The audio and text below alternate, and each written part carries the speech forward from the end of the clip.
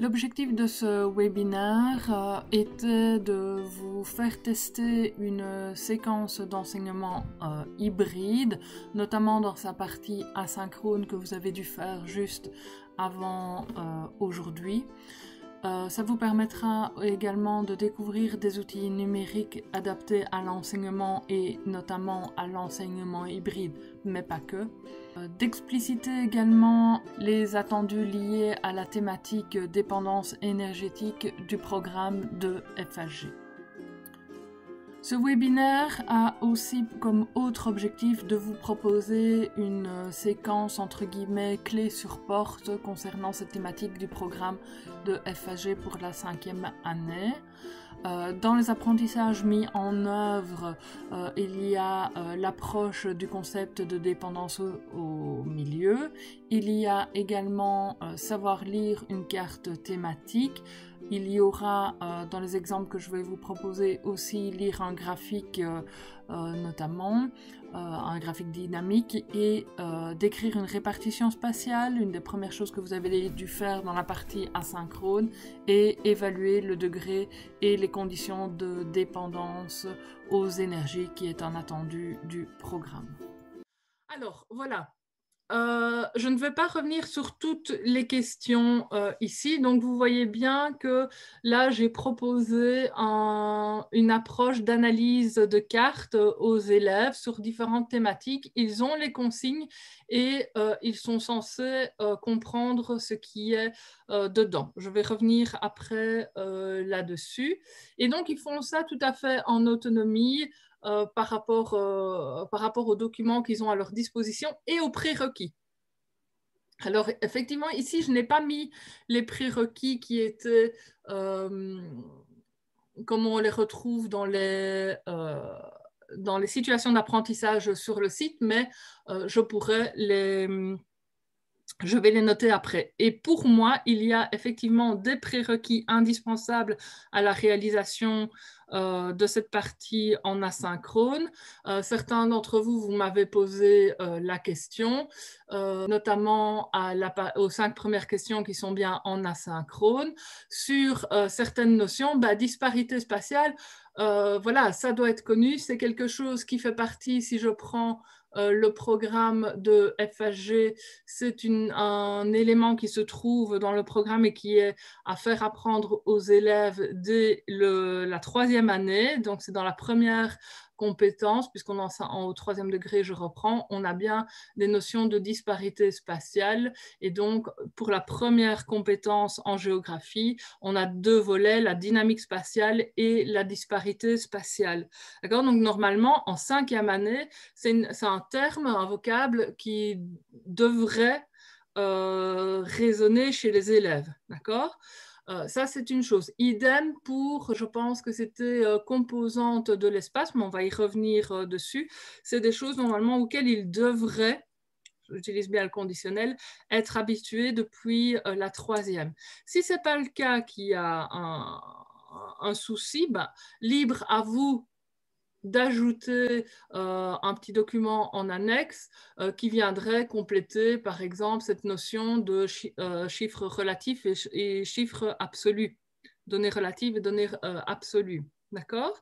Mais moi, je ne les ai pas mis ici, puisque normalement, c'est des choses qui devraient être acquises, puisque travaillées depuis au moins la 3e année. D'accord? Alors, ça me permet de vous montrer, un autre petit outil. Donc, pendant ce webinaire, je vais naviguer d'un outil à un autre qui vont vous permettre, que vous pourriez réutiliser dans d'autres thématiques du cours. Si je viens donc je suis bien sur le site de FHG, d'accord, de la discipline, et en dessous, j'ai un petit wiki. Si je clique dessus, j'arrive, je vais directement le faire, comme ça vous allez le voir. J'arrive sur un wiki dans lequel je peux encoder des notions Alors, les élèves peuvent y accéder, mais c'est davantage fait pour les enseignants parce que parfois les définitions qui sont mises sont plus du niveau des enseignants que du niveau des élèves. Et donc là, on aura la définition de développement durable. Si vous voulez la définition de disparité, ou en tout cas une explication de disparité spatiale, vous allez ici et vous l'encodez et vous la trouverez. Donc, vulnérabilité énergétique. Alors, donc, une des remarques qui a été faite, c'était de dire, mais oui, mais dans le programme de FAG, on ne parle pas de vulnérabilité énergétique et on parle bien de la dépendance énergétique au niveau des États. D'accord? Je ne peux être qu'entièrement d'accord avec vous. Si j'ai fait cet exercice, j'ai proposé cet exercice-là, c'est parce que j'envisage quand même de travailler certains points du programme à travers cette notion de vulnérabilité énergétique et les cartes qui sont proposées, notamment. D'accord? Alors, qu'est-ce que j'ai décidé de travailler dans cette partie-là? Mais différents points du programme, notamment, pardon, je vais reprendre la page du programme. Hop, voilà. Donc, j'imagine que tout le monde connaît cette page du programme. Donc, l'idée, c'est bien de faire découvrir des conditions de dépendance énergétique. C'est bien aussi l'idée de travailler ce que c'est la dépendance à un milieu. OK ?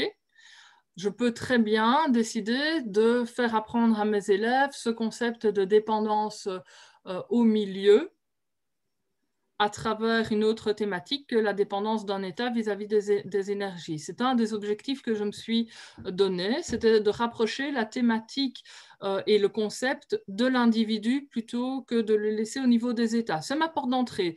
Elle est purement méthodologique, c'est un choix personnel.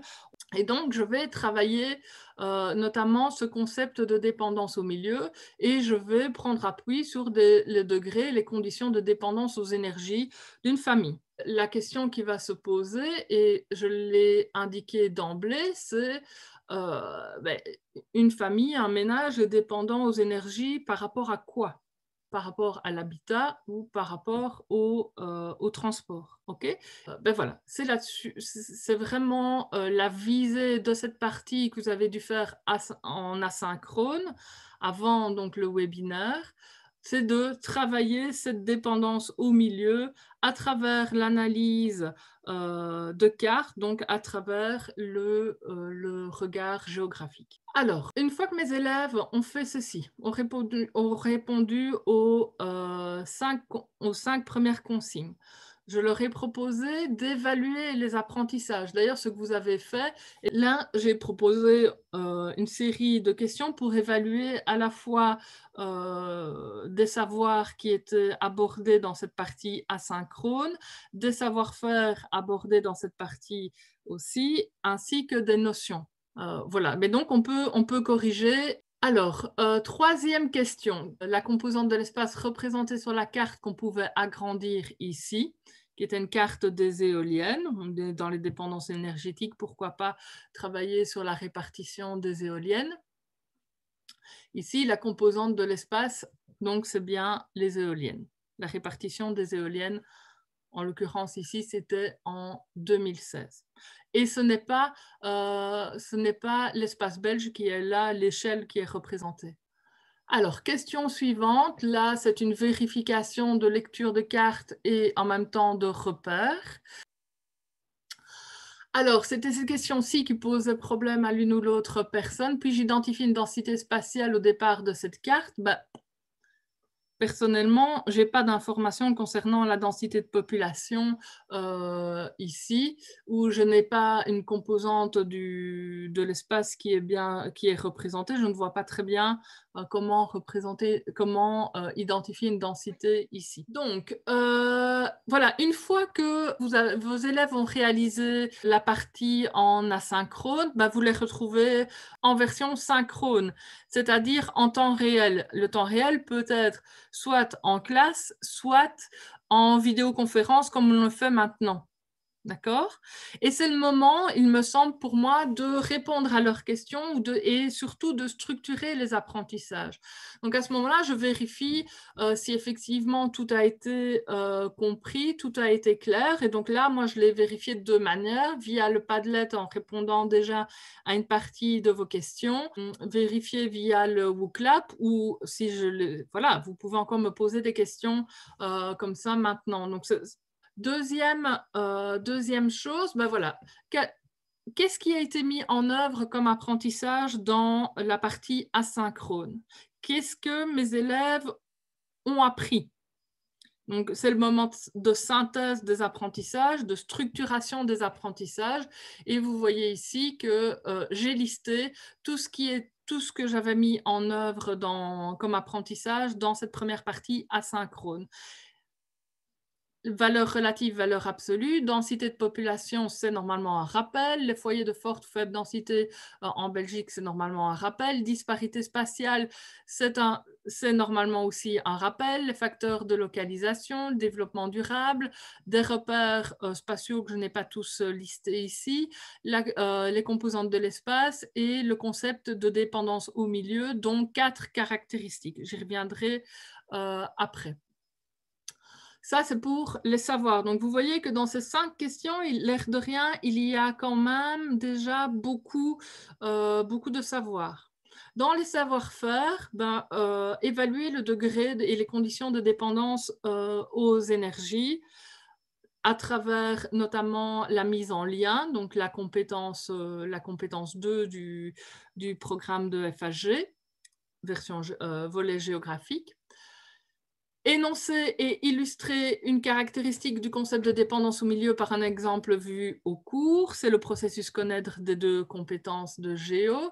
Décrire la répartition spatiale des objets étudiés pour mettre en évidence des disparités spatiales en utilisant les repères spatiaux et le vocabulaire adéquat, c'est le processus appliqué de la compétence 2, et identifier des liens entre les composantes du territoire. De mémoire, c'était les questions 3, 4, 5 de la partie asynchrone. Donc vous voyez que l'air de rien, si on reprend le programme de Géo, il y a déjà beaucoup de choses dans cette partie asynchrone qui ont été mises en œuvre et qui nécessitent une structuration. Première structuration, donc il est bien dit ici dans le programme que l'élève doit être capable d'énoncer et d'illustrer les caractéristiques du concept. D'accord? Les caractéristiques, elles sont notées juste à côté du concept. Okay, donc je n'ai fait ici que de les reprendre et les remettre dans ce tableau-ci. Et je les illustre par ce qui a été vu dans la partie asynchrone. Okay, donc la localisation par rapport au thème étudié, d'accord.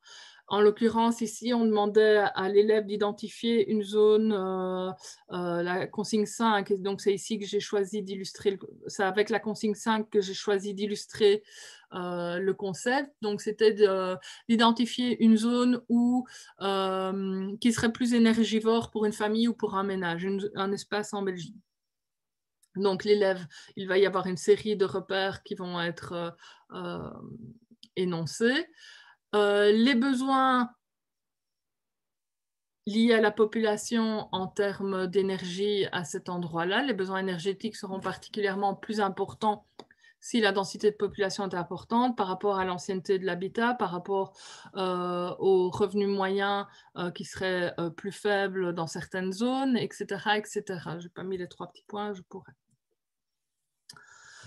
Par rapport aux ressources disponibles, vous aviez notamment les ressources liées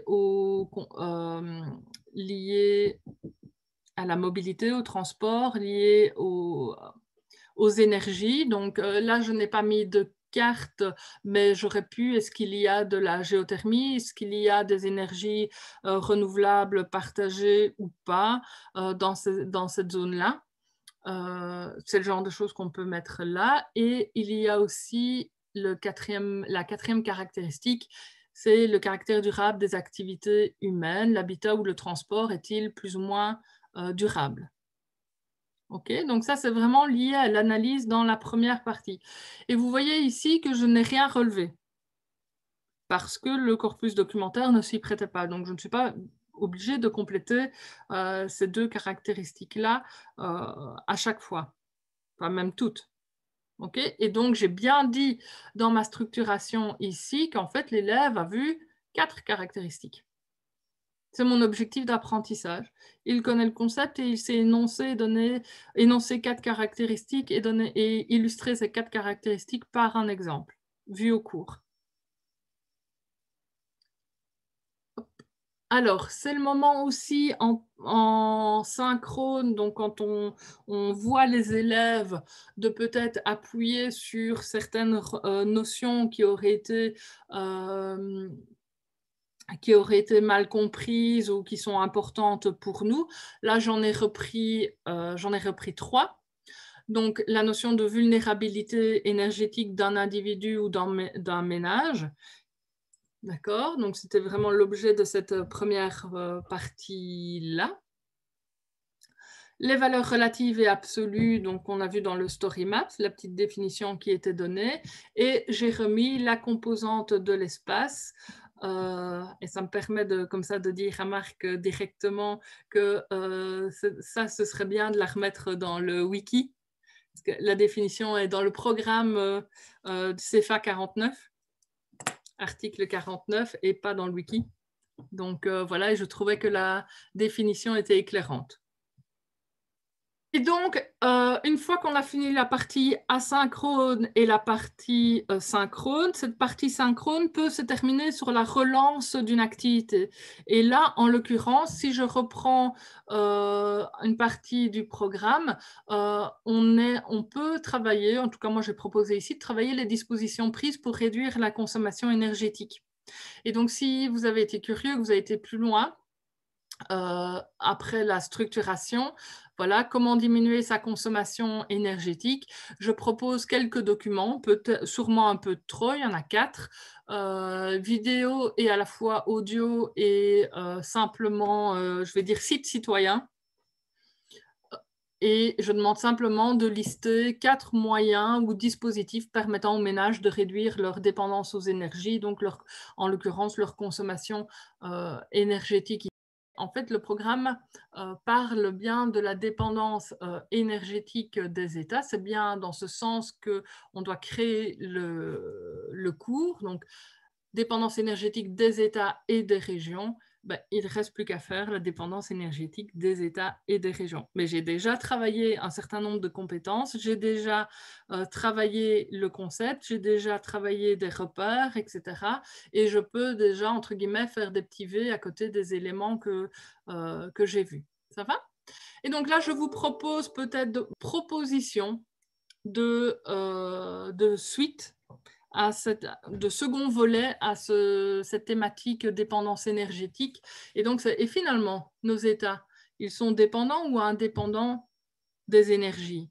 Quel équilibre entre production et consommation d'énergie j'ai pris un exemple ici, la Belgique et le Danemark, c'est vraiment un choix personnel. La Belgique, il me semble que c'est intéressant de travailler sur notre situation. Il l'a comparé avec un pays qui, a priori, ne devrait pas avoir le même comportement énergétique que nous, a priori.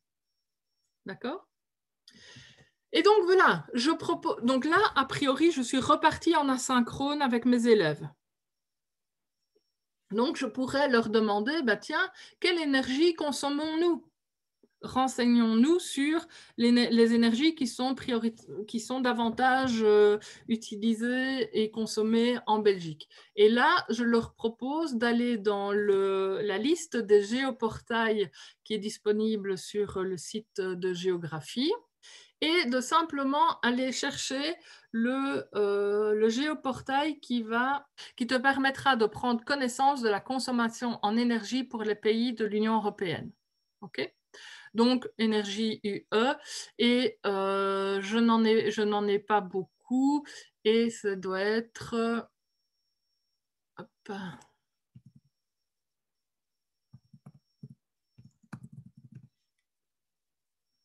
Voilà. Donc, ici, on n'aura que le gaz, ça ne nous intéresse pas.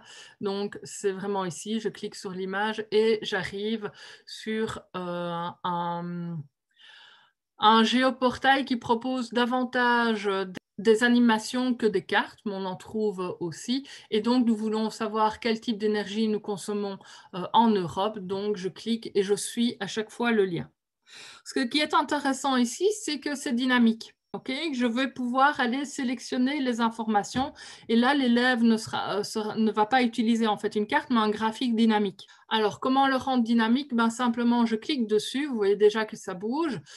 Vous voyez la moyenne européenne, vous voyez les informations sur chaque pays. Si l'élève ne connaîtrait pas les abréviations, il suffit de passer dessus et vous les avez.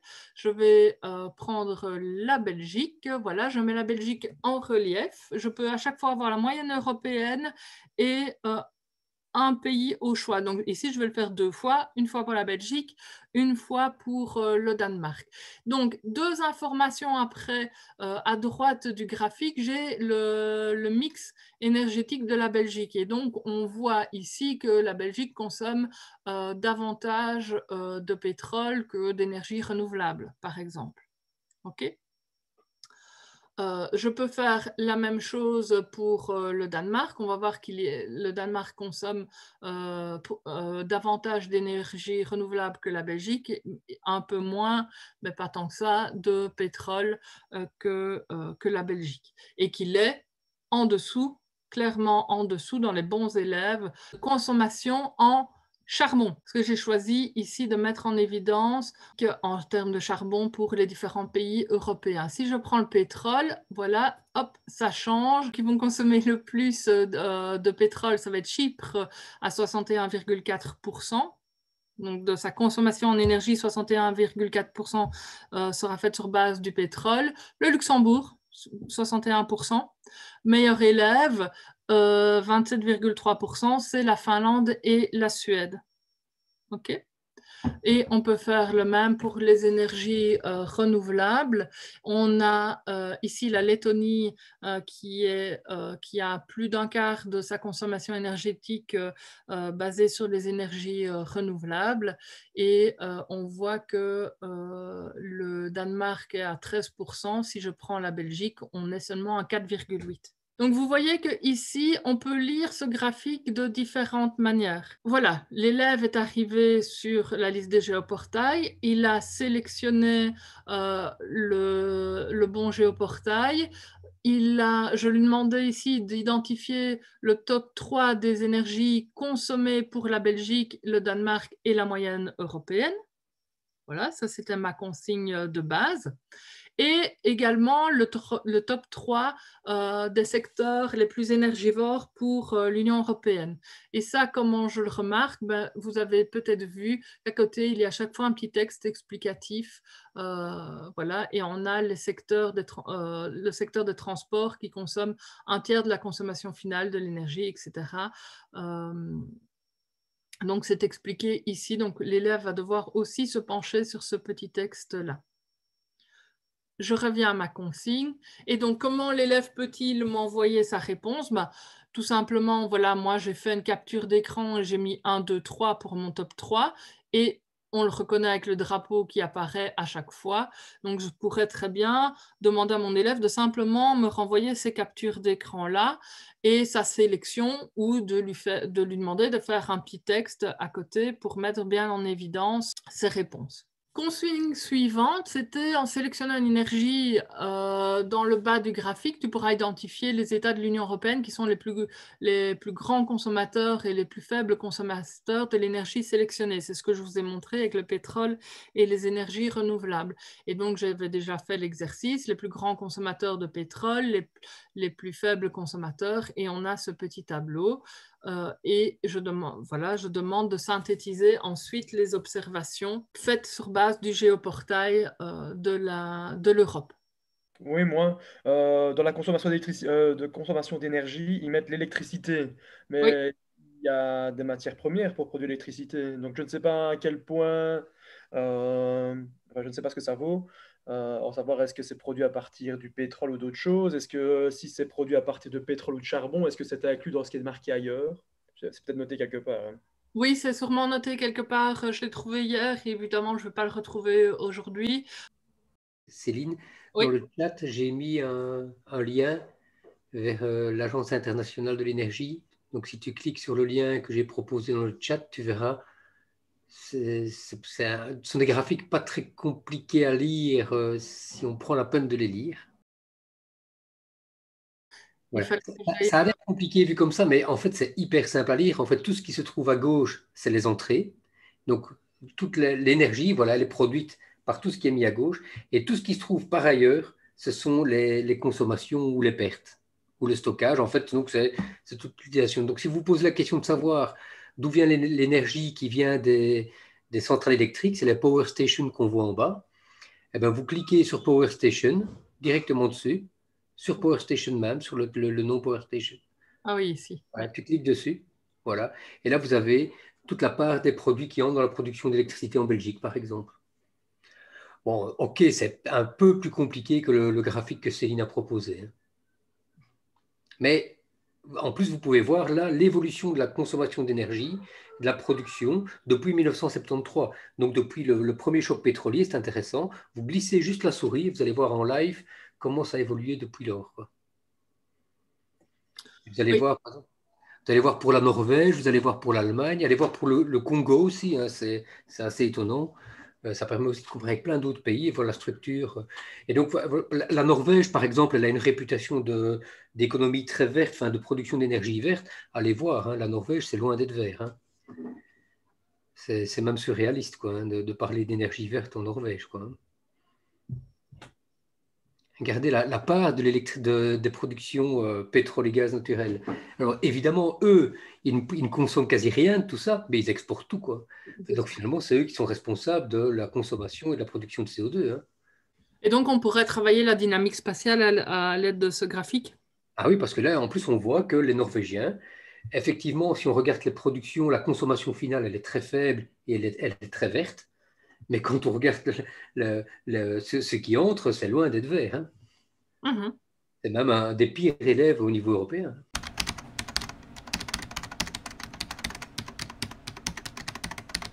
Donc, l'idée ici, c'est donc quel type d'énergie nous consommons. Et en fait, si on regarde, on consomme pour l'essentiel du pétrole. Je vais un peu plus vite. Mais donc, l'idée, pour voir si on est dépendant, c'est que produisons-nous? Quelle est la balance et le ratio entre production et consommation? Et on voit ici, il y a aussi un hyperlien qui nous ramène au même site que en fait, l'Europe produit très peu de pétrole et dans sa production disponible, elle mêle à la fois la production européenne et les importations. Et on peut se demander d'où vient l'énergie que nous consommons. Et donc je suis toujours en fait sur le même site, hein. Donc je suis toujours sur ce site-là et en fait je navigue entre ces deux éléments-là. Quelle énergie est disponible dans l'Union européenne et quelle énergie consommons-nous? Et donc, il nous reste à voir après. Bon, ici, nous voyons que l'essentiel du pétrole vient de Russie, mais donc 30% vient de Russie et 16,6% d'autres endroits. Je me dis qu'il serait peut-être temps d'aller revoir sur une carte un petit peu ces flux pétroliers, de voir quelles sont les régions du monde qui exportent le plus et les régions du monde qui importent le plus. Et donc là, j'ai mis trois liens qui est pas mal fait et je vais le trouver ici, voilà. Il est en anglais aussi au départ et vous pouvez le traduire tout simplement comme j'ai montré tout à l'heure, clic droit et vous cliquez droit sur la souris et vous traduisez. Et donc ici, on voit bien les pays exportateurs, les pays importateurs et on sélectionne. En l'occurrence, je vais m'intéresser aux importations européennes. Donc, je vais cliquer simplement sur la région Europe. J'ai tous les produits ici disponibles et je vais choisir les produits fossiles. Je peux aller chercher d'autres produits. Si je reviens un petit peu en arrière, donc on a vu quelle énergie on consomme en Europe, quelle énergie nous produisons en Europe, d'où vient notre énergie en Europe. En tout cas, ça, c'est moi, ma méthodologie liée à ma réflexion. L'idée, c'est après, bon, ok, visiblement, on dépend des importations pour notre consommation de pétrole, mais cette dépendance augmente ou diminue. Ici, on a un graphique qui pourrait nous aider à comprendre. Je termine par un point à ne pas oublier à la fin du cours, c'est revenir finalement sur le concept non plus au niveau de l'individu, mais au niveau des États. Et c'est finalement revenir sur les repères spatiaux qui ont été vus, notamment à l'aide de la carte des flux, où on peut demander à l'élève d'entourer les zones d'exportation et les zones d'importation, de les nommer à l'aide de repères spatiaux pertinents, etc., etc. Et donc, au final, la séquence, la visée de cette séquence, c'est bien d'outiller l'élève afin qu'il puisse prendre en compte l'impact des comportements individuels et collectifs sur notre dépendance à l'énergie. Donc moi, j'en suis restée ici. Il est évident qu'on pourrait aller un peu plus loin, mais c'est bien une visée, c'est bien l'optique dans laquelle on construit notre cours. Ça ne s'évalue pas.